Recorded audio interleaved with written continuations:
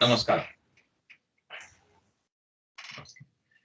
So thank you, Krishna, for the last session was very good because you tried to, shall we say, put the entire edifice of Tattavada on a fulcrum, and that fulcrum was Sakshi. I mean, the way I understood that concept was that when Sakshi is there, everything else is secondary. You cannot deny Sakshi, which is totally independent witness, as it were. When I say everything else is secondary, what I mean is, if the Sakshi confirms your Anubhava, it cannot be countermanded even by Shastras.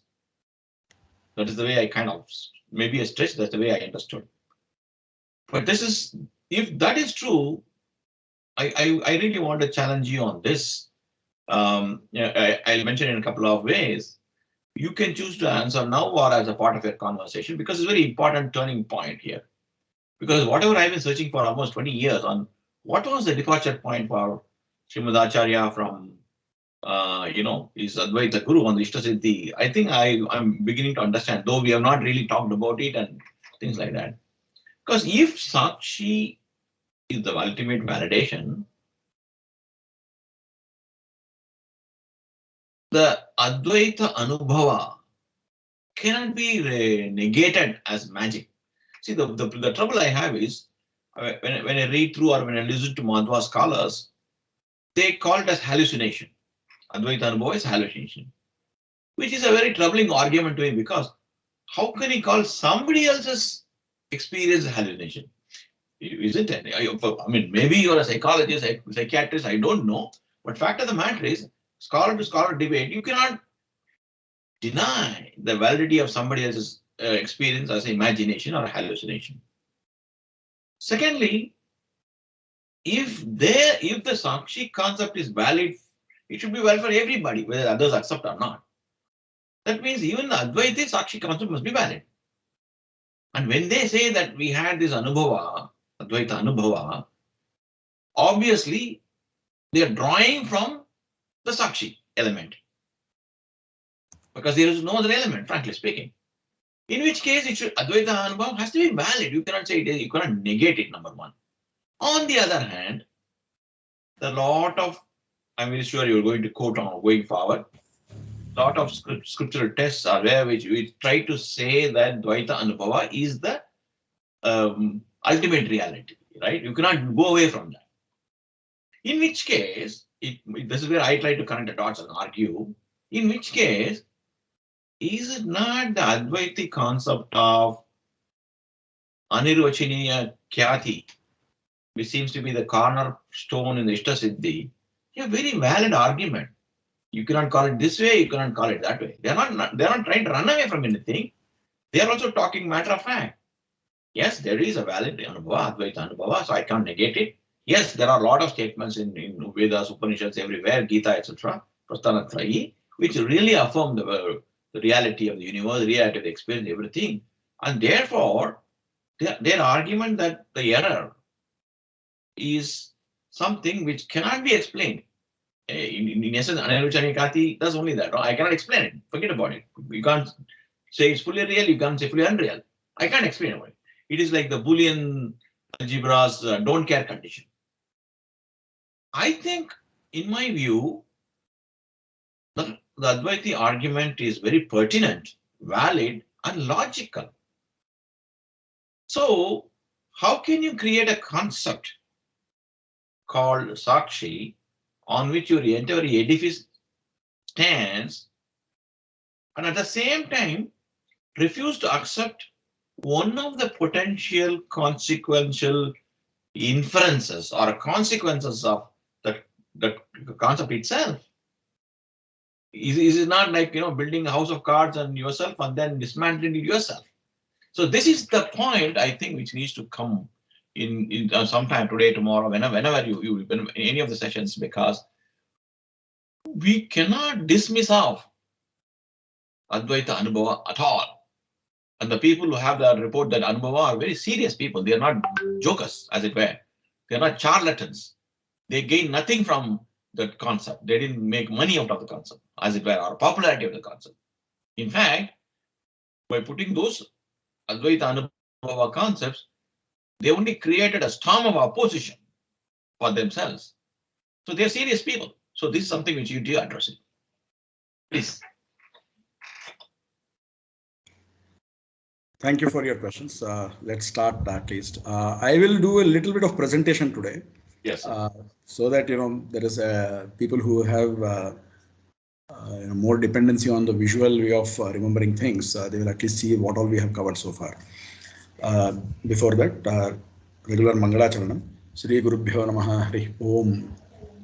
Narasimha Akhilajnana Matadvanta Divakaraha Jayatyamita Sakjnana Subhashakti Payonidhi Abhramam Bhangarahitam Ajadam Vimalam Sada Ananda Tirthamatulam Bhaje Tapatrayapaham Apadamauli Paryantam Gurunam Akritim Smaret Tena Vigdha Pranashyanti Siddhyanti cha Manorathaha. Shri Gurubhyo Namaha Hari Om. Let me present my screen to basically show what all we have covered so far. And do let me know if my screen is visible once I start sharing it. Yeah, please. Is it visible now?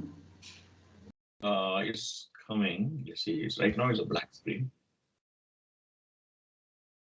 Yes, it is. It is clear.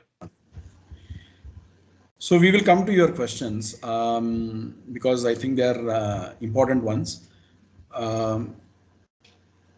Before we even go through Anirochaniya Khyati, I think we need to understand something about Khyati itself. Yeah. So let's at least go through what all we have covered so far. And there were some more points from your last discussion also, which we have not covered. The Ishta Siddhi thing, where did Acharya basically disagree with the Ishta Siddhi thing? And then there was something about the Sushupti also, which we had to cover. Moment. Yeah, in this slide, there is a rectangular box which is black. Is it the intention to leave it black, or is something is coming there? Oh, 1 minute. I'm assuming that no, that is not a rectangular block. There should be 1 minute. Let me do one thing. I will reshare my screen. Okay, sure. Yes.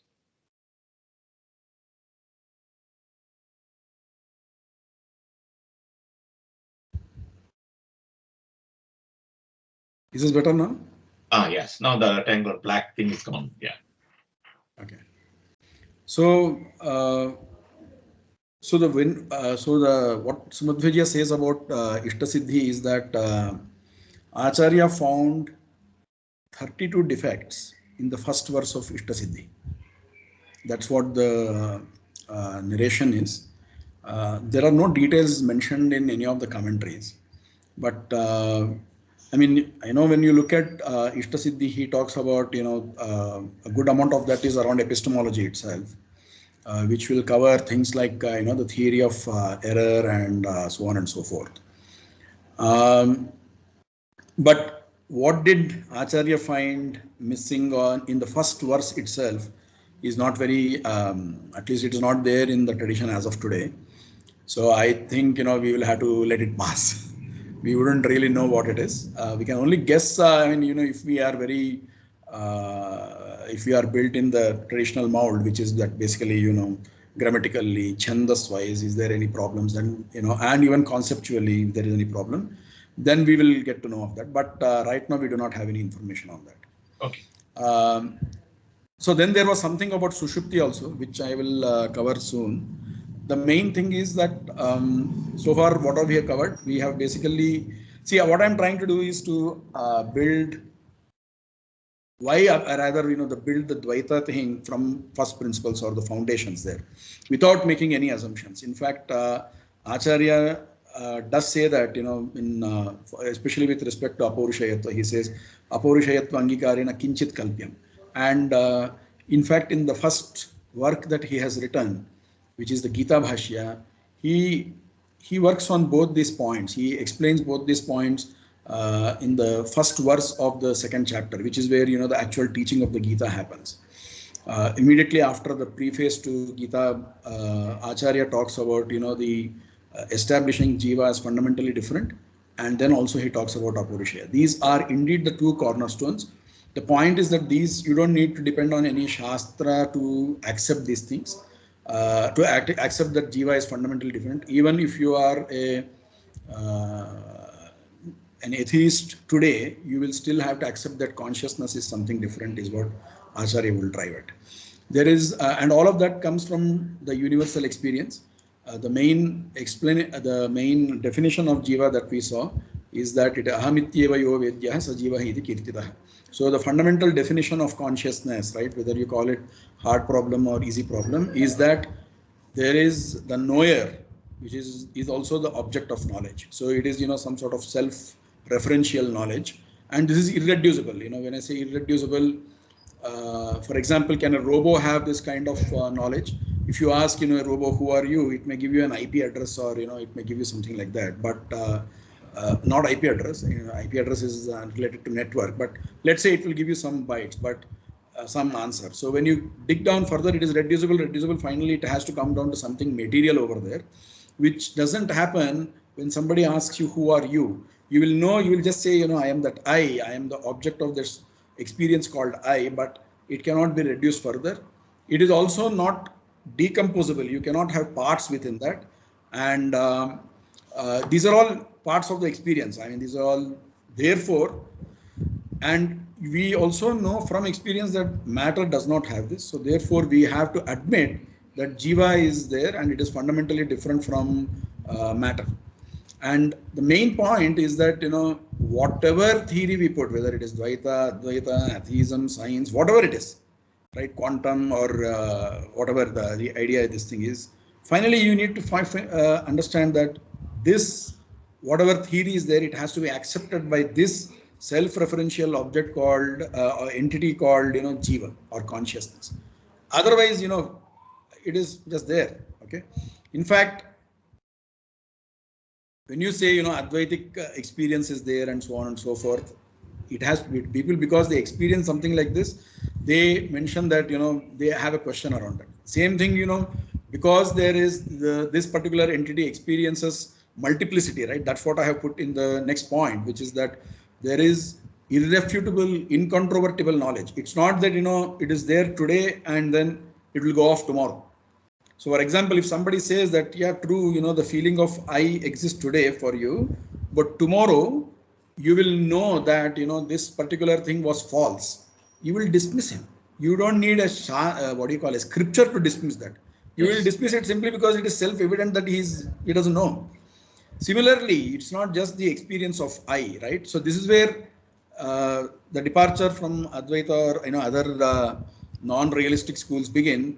So the knowledge of self is not limited to only the I experience, that I being limited to this particular body in most situations at least, and I existing in certain space and time. All of this is information that is coming to us, and it is irrefutable. How much ever we say, right, it is not like that, time is not a dimension, so on and so forth. Sakshi does experience time. Knowledge does. It is just like the experience of I is irrefutable. Even this is irrefutable. Okay, and same thing with the exposure to the other states like Jagrat, Swapna, Sushupti also, right? How there may be confusion about what is rope versus snake kind of thing, but it is whether am I in a sleep or not, I wouldn't know that, agreed. But what definitely is there is, at some point, when it is settled, that there are three states. That is irrefutable, right? And similarly, one's own emotional states, right? Happiness or pain, all of that are evident to us, and it is irrefutable. If nobody can come and tell later that, you will know later that it was all false. So multiplicity and all of that is given. Similarly, the knowledge of error and even its correcting knowledge, right? So error means, for example, I mistake the proverbial rope to the snake. So that is erroneous knowledge. For example, I may infer that, I do not have corona, but I may be having that. So that is error inference. Or I may think that, Shastra is talking about, a state of moksha where, there is only one Atma or something like that. That is also an error. So, I mean, we will get to know that thing later. I am slightly jumping the gun there, but nevertheless, the idea is that it is given to our experience that there is something called as valid experience, and then there is invalidity, which will get corrected. All of this is given to us in our experience.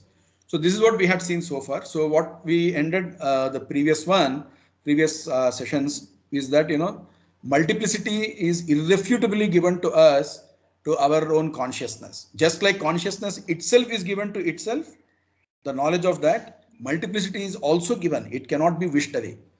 Now let's come to what do we mean by khyati. Okay, we will come to the question of, how do you deal with Advaitic experiences. Before that we need to understand what do we mean by valid experience, or what do we mean by invalid experience and things like that.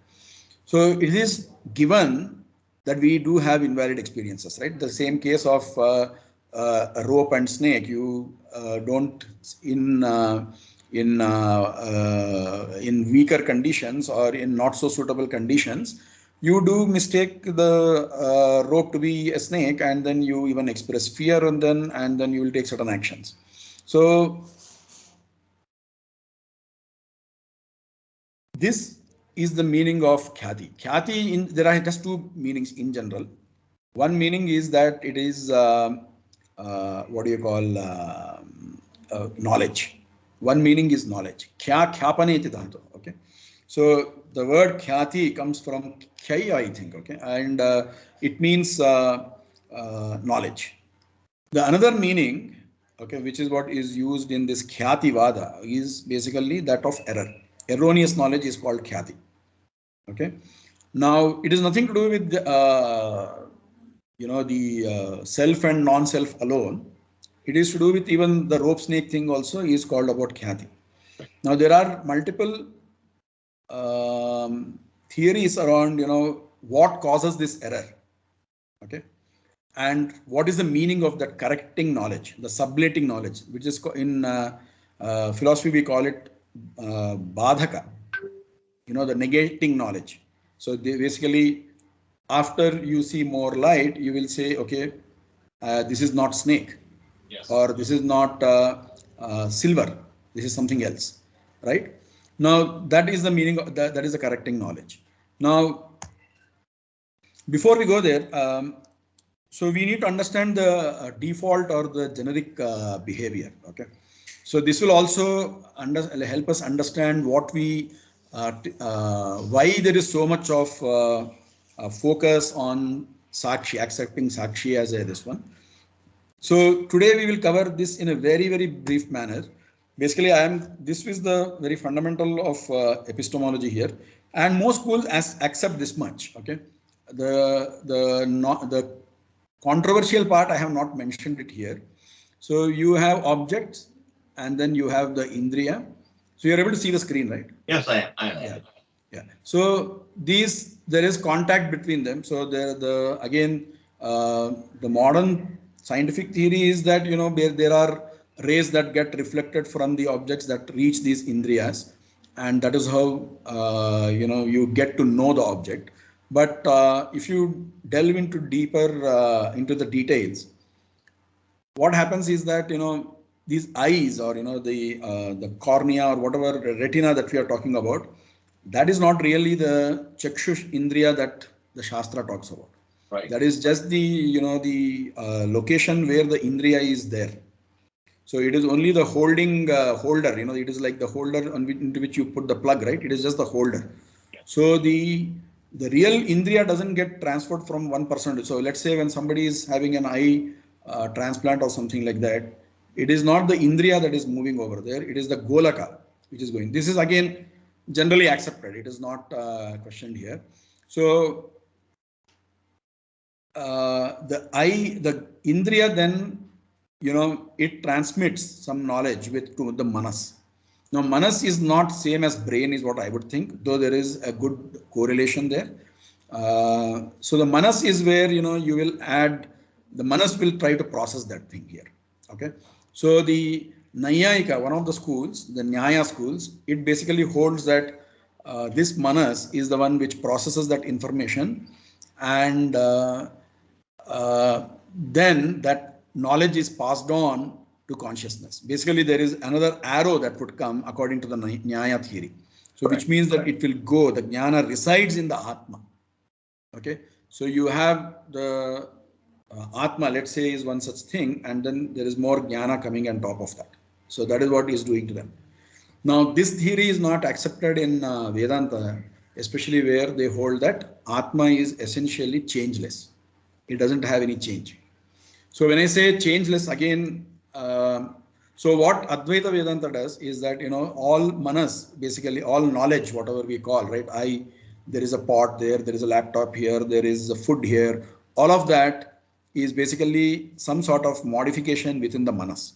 Yes. And there are manas has many aspects to it. One of that is called antahkarana. And when an indriya basically transmits some knowledge, so to speak, there is some sort of vritti, there is some sort of modification over there.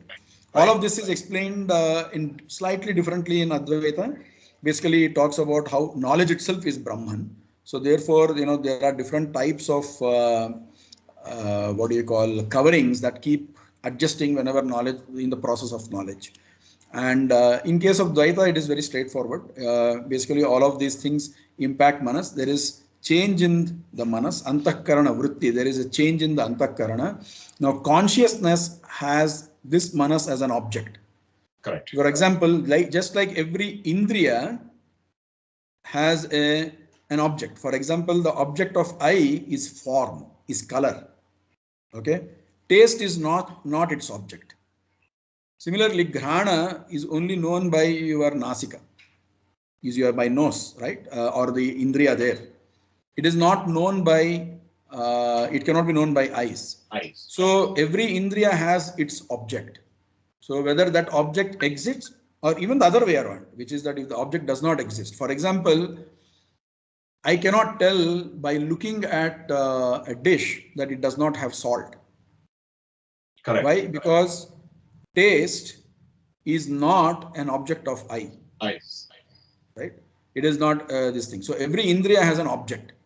And when that object and that indriya, look at indriya as an instrument, right? So when that instrument and when that particular object have a contact, an appropriate or suitable contact, then knowledge is produced. Right. So this is in the pratyaksha thing. And, it is not, if the manas is not there, for example, let's say a person is sleeping, then this contact is not there. This is what is there in the Brihadaranyaka Upanishad, right? When this contact is not there between the indriya and the manas, so even if this step, there is some process, there is information being passed, since there is no contact between the indriya and the manas, right?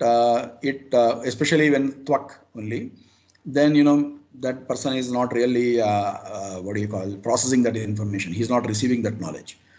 Then the next step is, once the manas gets that, manas can add its own, masala there. All the raga, dvesha, basically liking and likes and dislikes, error, all the perception related errors, right? You must have seen all this hypnotism, right? They use a lot of them to put your mind to sleep kind of thing, or, to alter that state, or any of these drugs and things like that. The LSD, that whatever is there, they all basically alter the state of manas. So manas also adds some amount of information over there, and it can basically it acts, and there are some vritti that happens here. Yes. Now, during samsara, basically what happens is that, this is I'm talking about from a Dvaita point of view. This knowledge is primarily seen it is grasped, it is comprehended by the consciousness, and it will behave accordingly. Right. There is no knowledge getting into consciousness and then changing it. Consciousness says that, okay, though this is the owner of this manas, so to speak, it acts as if the whole action has happened to itself. That is the error that is there in Dvaita. Got it. On the other hand, Advaita says all of this, whatever you see on the left hand side, and even this particular thing, right? It is all upadhi nirmita. Basically, it is all coming because of an upadhi. It is temporary. The moment you get liberation, all of that goes. Yes. For us, yeah, but for us, it is not like that. This is not, upadhi is accepted. There is some, this is all upadhi, but none of this is false. There is nothing which says it is false. Okay. Okay. I think can you take a pause here, or you want to continue? Go ahead. Yeah. There are two things I understood what you are explaining so far, which is troublesome to me. One of the statements you made is that information does not pass from manas to consciousness, adding a layer on the top of it, as the Nayayikas say, is, if I remember correctly, that is the argument used because there's nothing to add or subtract into the consciousness. I don't know why there should be an objection. Why can't information be passed down and modify the consciousness? What is the problem in accepting Nayayikas' argument? That is one question. If the objection is because you cannot add or subtract from the consciousness, if that is the argument, that can be very easily met by saying that if you accept the Advaitic principle that consciousness is infinite, you cannot add or subtract anything from infinite and therefore infinity, and therefore that argument doesn't hold water. That is one thing. The second thing is the argument that vritti happens in the mind is a very valid one. Maybe for simplicity reasons, you are not mentioning it here. From the Sankhya model, we know there are tanmatras, right? Sorry, what was that? Sankhya model, what do we know? Tanmatra. Karma. Tanmatra. Tanmatra. Okay. Yeah. They are in my view, they are the modifying agents. Whatever you just mentioned in passing, that likes, dislikes, etc., of course, modify what you mentioned.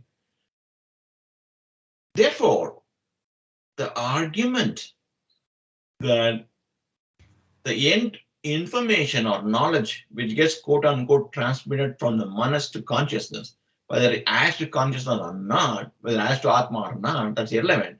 But as long as we agree the information content is a modified one, not the real one, by the raga, dvesha, tanmatra, whatever name you want to call it, it only shows that the modified knowledge is not real.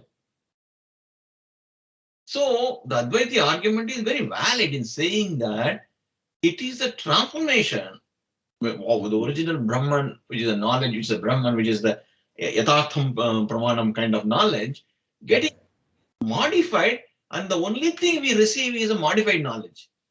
And until we rationalize, analyze, several techniques we use to remove it. And therefore, since we live in the world of only modified knowledge which comes all the time, the analysis and correction happens post haste, a posteriori, as they say. And therefore, the witnessed world is mithya, is a very logical, powerful argument, is it not? Okay. So, how do we even know that manas adds raga dvesha? So, we know it because there is also an alternate experience when that raga dvesha is removed. Yes. Correct? Yes. So therefore, the fact that what we are also saying, there are two things we are saying when we say that. One, we didn't say that manas will add raga dvesha in everything. Right? If it did, there is probably no way of knowing that raga dvesha has been added here in this particular cognition. For example, when I see a new object, or let's say when I see an old object, when I say old, something that I have seen before, to which I do not have any feelings, right? I will view it as is. I may not view all aspects of it, but whatever I view is still as is. So first thing is that manas, yes, it does add raga dvesha, but not always. It depends on, whichever objects on which you already have some raga dvesha, they get highlighted, or they can come and modify this particular knowledge that is coming in over here. Second thing is that, you said if the consciousness is infinite, as we know there, then there is nothing adding or deleting that we can do there, right? But truly speaking, from our own experience, we do see that we get knowledge. Okay, and this knowledge, for example, is not available to us in Sushupti. In deep sleep, this knowledge is not available to us. See, this is where again the difference comes. You basically say if it is not available, it means it is false. We are saying that no, it means that the repository is different. It is stored in a different place, which is not accessed during Sushupti. You see, the model is different there. And because of that, it is easier to explain when you wake up, you have access to whichever is stored in that particular repository, which is the manas. So it is therefore true to the experience that knowledge is stored here, but it is grasped, it is comprehended as, and the error is to assume that it owns this particular manas, or, it owns this particular vritti as its own self, and it will behave accordingly. So happiness and sadness, though it is not always there as part of the Atma, it is still felt here only. There is no point in saying the Jada, the material world, felt happiness or sadness. That is not possible. It has to be only here. But why did it feel when I see Rasgulla, for example, or a jalebi, I will feel happy. Happiness is felt at this level only. But where is the knowledge? The knowledge is here. And this one comprehends. The nature of that comprehension is without some information coming in. It is like a mirror reflecting something without some knowledge, without its own modification. So that is the model by which Acharya, and it is true to our experience also. At the end of it, if this knowledge existed with the Atma as the Nayayika contents, it should be available even in Sushupti. Why is it not available there? But how do and the same thing is, again, for the same reason, it is not infinite either. So sorry, I want to interrupt you here. On what basis you say it is not available in Sushupti? Because you define Sushupti as almost near zero Kelvin state, near zero Kelvin state where everything is subsided. And having defined it, asking that where is knowledge is not a relevant question. So Sushupti is a state where, at least, from our experience, Sushupti is a state where there are no dreams. Okay, we'll recollect that thing, right? Sushupti, when I wake up from Sushupti, right, I recollect time, yes, I recollect myself, yes, and I recollect happiness. Yes. 3 things I will recollect there. So the recollection experience means, since it is recollection, it means that it was experienced earlier itself. Yes. Right? And because of that, time is experienced, we can have to accept that, and one's own bliss and one's own self. So these things we can say belong to oneself. They are attributes of this particular thing, it is acceptable. But if knowledge was also there, here itself, then it should have experienced that also. For example, I should have experienced that, I know that there is a laptop, or I know that there is a pot. I may not see the pot, but I should say that I know that there is a pot. That is also not there. But there is no compulsion that in the Sushupti state that everything has to be experienced to show that it experiences, right? It is a choice, or the way it is built to experience certain things in exclusion to others. True, very true. So now the question comes is, when you're, let's say we are building this model up, from first principles or from the universal experience point of view, right? So is it easier to basically say that this repository which is not accessed, or it is easier to say that the knowledge is there here itself, but it is not accessed? Which is easier one to say? And there again, if you see, right, if you see the functions like memory, and if you see functions like, changes in the emotions and so on and so forth, you will, or if you even consider the Shastra for that matter.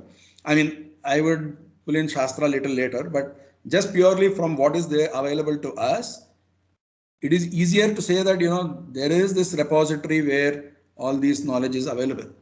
And that is not accessed here, rather than saying that this knowledge exists here itself, but it is not accessed. And also helps me explain why, consciousness also feels that it is not changing. Very important point. So even, ignore Sushupti for the moment. Even during regular waking state, right? Do I change? Do I feel that I have changed? That experience of I has changed? Never. It has not. On the other hand, when I say I am happy, there is some sort of, expansion. In fact, there is no further way of putting it. But that I has really, it feels a change over there. Otherwise, why will we even try for moksha, right? Where you are trying to maximize or, make this bliss permanent and then, not have any misery or pain. So that is the difference between the worldly knowledge and the experiences of sukha and dukkha. So from a model point of view, we would still say that, knowledge, the worldly knowledge does not exist. It does exist in the manas. The consciousness merely reflects that and reacts, assuming that it is its own. Assume that that knowledge it's its own, and basically it will react to all those raga, dvesha, and things like that. And sadhana is to basically show that there is to have control on even this manas, and eventually that raga, dvesha will not have its effect on the person. So this explains both Sushupti as well as regular waking state, where you do not see a change in yourself because you are learning something new. The experiencer is not changing when there is new knowledge. On the other hand, there is no knowledge available in the Sushupti. So both these things put together, this is a more economical and more logical model. And of course, there is Shastra support to this. Which says that Atma is avikari, and there is, and Manas is the place where all the vikara is there. Acharya gives many quotes for those things in his Bhagavata Tatparya and other places. So it is easier to support that also. So, but anyway, that is more for people who want Shastra kind of thing. But I feel Acharya's model is the best way to explain all the three states because of that reason. Now let's come to as I'm thinking whether to go with Pramanya Swatastva or to explain Khyati. But let me explain the Khyati part first, because you talked about Anirvachaniya Khyati, right? So the theory of Khyati is basically when the object is not same as the object of the knowledge. So for example, there is a rope there, but my knowledge says it is the rope, it is about a snake. So there is variance between the two. In fact, in Bhagavata Tatparya, and this is just as a side note, Acharya says the meaning of Dvaita, right? Wherever Dvaita is said to be shunned or to be discarded, Dvaita means duality. What is the nature of duality that needs to be shunned? It is the duality between when there is an error of understanding or comprehension, there is an object and there is a wrong knowledge, which basically portrays the object difference. So this variance is what is called as Dvaita, because there are two things then. Vastu tad anyatha jnana. Correct. These are two things, and this is the nature of duality that needs to be shunned. Not any other duality, me, I am there, God is there, Jada is there, they all remain as is. That is not the duality that needs to be shunned. Because many people get confused when they read texts like Bhagavata and even some Upanishads, wherein they talk about Dvaita needs to be discarded. This is the Dvaita that needs to be discarded. Okay, anyway, let's come back to the main point here. The question is, why does error happen? Or what is the process of this error? So that error is what is called as Khyati. Rope seen as snake, or shell, a seashell, right? Under some circumstances, you can look at it as one silver. You can mistake it out to be silver. Now, what is the why did that happen, or what is the process by which it came about? So there are different theories again. There are in an illusion, right? It is an illusion. It is an erroneous knowledge over there. So there are three things that are given. One, there is adhisthana. which is basically the substratum on which the rope, okay, and then there is the superimposed, the adhyasa or the adhyaropa, which is basically that of the snake, and then finally there is the correcting knowledge saying that this is not the snake. Correct. So all models of error need to cater to, they need to give coherent explanation to these three things. So now Mimamsaka has a school, Mimamsaka as in the Bhatta school, right? They believe that there is nothing like erroneous cognition. Akhyati-vada. Exactly. Their theory is that there is nothing like erroneous knowledge. There may be erroneous behavior. I may feel afraid, or I may want to pick up that shell, okay, but it is not because of erroneous knowledge. I mean, why does he go with this theory, right? I mean, his motivation is that if I accept there is erroneous knowledge, all knowledge will become questionable. The validity of all knowledge becomes questionable. How do I know, right? If whatever I am seeing you right now, whatever laptop that we are looking at, or whatever objects are there in front of us, how do I know that that is valid knowledge? How do I know that whatever these guys are picking up, this indriyas and then manas, how do I know that it is valid? Very important problem. He says that I cannot determine that. So let me take the shortcut. I will say all of it is valid only. Yes. And then he tries to explain why it is, why he tries to explain the erroneous behavior rather than the erroneous knowledge. Right. He says there is nothing like erroneous knowledge. So he says, one is there are two pieces of knowledge, two units of knowledge in that. One is which is what is Purovarti Dravya, one which is that, Pratyaksha, whichever is available, saying that this is in front of me, that this is a snake. When I say this, that thisness is in front of that person. So that is available to him through Pratyaksha. And then at that point, there is some sort of recollection of a snake for whatever reasons. Right. The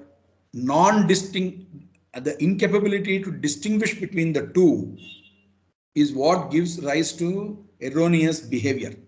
They are independently valid knowledge, pieces of knowledge.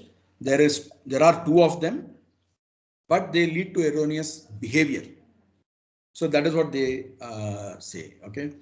The Nyayika says, I'll tell you the reason why I am coming through all of this. Okay, because Anirvachaniya Khyati is also, it will eventually, they try to argue against these things, and then they try to build on top of that. And finally, it comes to what Acharya says is the theory of error. Very important. And then we will talk about, after all of that, we will talk about the preliminary role of this particular thing, even in the process of error. Then I think, we will understand why Sakshi is so important in, in Dvaita philosophy. Okay. And I mean, even if we leave Dvaita for a moment, as true Jignasus, we should accept it. Yes. I'll just take a moment here. In the interest of time, it's already 40 minutes. So if you summarize your theory of errors, and we can probably close for today, and then connecting you to Sakshi and elaborating Sakshi, you can do next session. No problem. We'll do that. Yeah. So there are other two theories. So Nyayika says basically that, we do not have, there are again, this thing is, there is, see, the Mimamsaka's point was there is non-comprehension of the difference between the two pieces of knowledge. The Nyayika says it is comprehension of identity between two knowledges. So for him, the thing is that, the snake that was seen over there, or the silver, whatever is seen over there, it has to exist elsewhere in reality. It may not be real at that point. It may not be seen. It may not be present at that particular locus, but it has to exist elsewhere. This is Anyatha Khyati that is proposed by the Nyayika. Why does he do that? And this is an important point. He does that because this cannot have a contact with something that does not exist. According, it is not hallucination. No, I mean, in case of hallucination only we are talking about cases of hallucination and illusions. So according to Nyayika, even then, it cannot have for example, right now, can my eye comprehend, let's say, one something that does not exist over here, right? I mean, it cannot. There needs to be contact. So the Nayayika, the Advaita, and everybody, they hold on to this particular piece of argument. Asat chet na khyayeta. I mean, na jnayeta. It cannot be known if it is asat. Okay, very important point.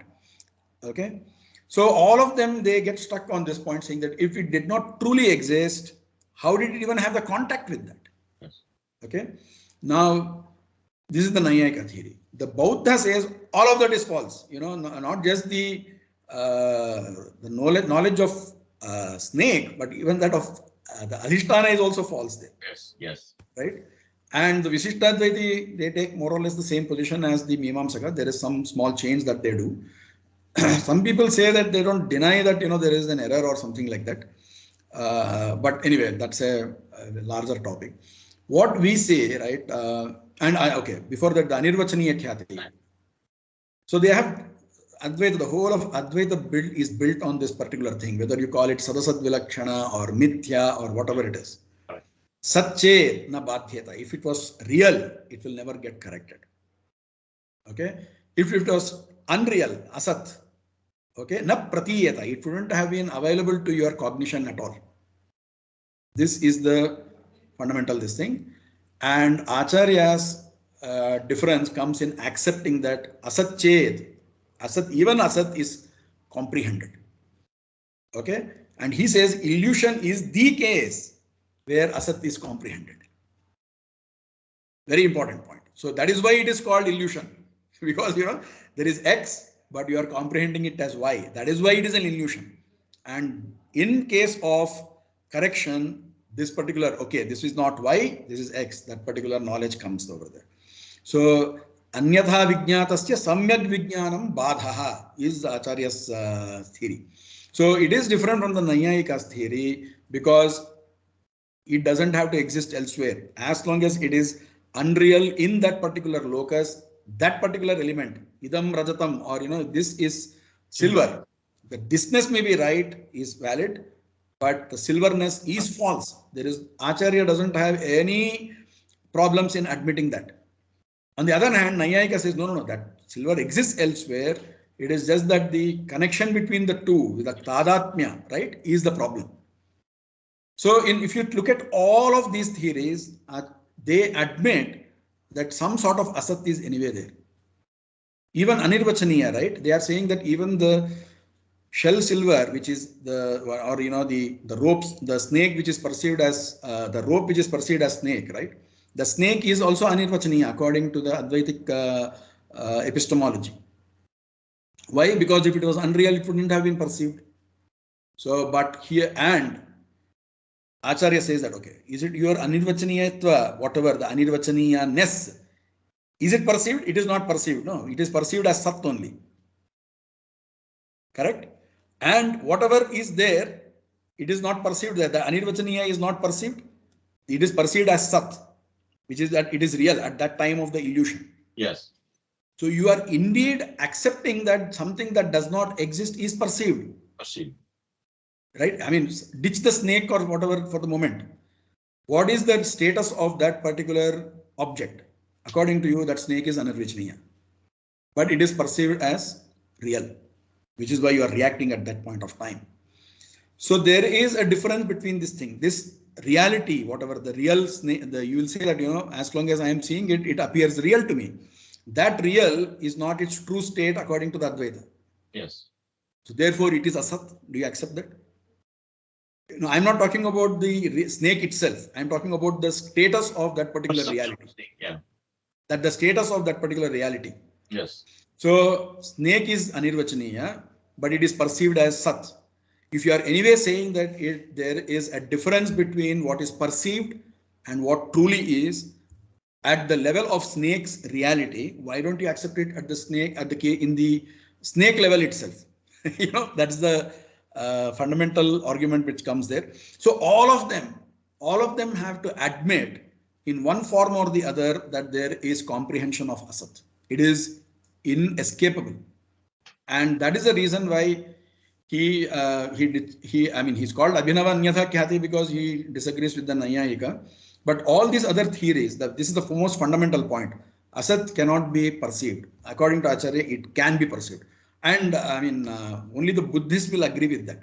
Buddhist goes little, he overboard, and he says that even the Adhisthana is, that this, whatever you see in front of you, that is also an illusion.